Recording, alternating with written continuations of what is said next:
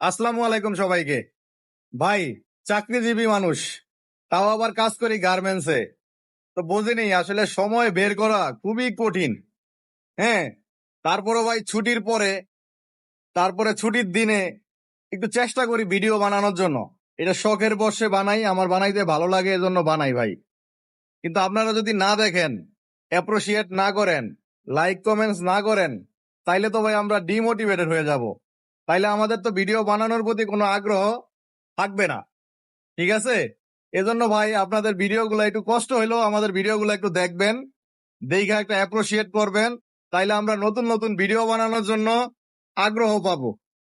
এই যে দেখেন বাইরে কিন্তু বৃষ্টি হচ্ছে, আপনাদের যদি একটু দেখাই, এই যে বৃষ্টি হইতেছে, বৃষ্টি। এই বৃষ্টির মাঝে কি করব, দাঁড়ায় থেকে আপনাদের জন্য ভিডিও বানাইতেছি। সো ভাই, আপনারা যদি এই ভিডিওগুলা না দেখেন, তাইলে ভাই আমরা মনে কষ্ট পাই। কারণ আমরা চাকরিজীবী মানুষ, আমরা সারাদিন এই ফেসবুকের পিছনে, ইউটিউবের পিছনে থাকতে পারি না। আমরা এই যে একটা সার্টেন পিরিয়ড কি করি, ভোরে সকালে ঘুম থেকে উঠি হাঁটার জন্য, ওই সময় দু একটা ভিডিও বানাই ভোরে হাঁটতে যাওয়ার উপলক্ষে, মানে এক কাজে দুই কাজ করি।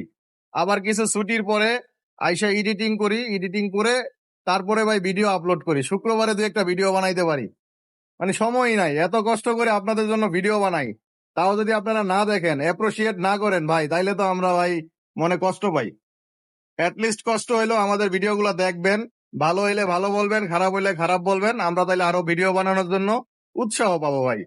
আশা করি সবাই আমার ভিডিওটা পজিটিভলি নিবেন। ভালো থাকবেন, সুস্থ থাকবেন, আমার জন্য দোয়া করবেন। আসসালামু আলাইকুম।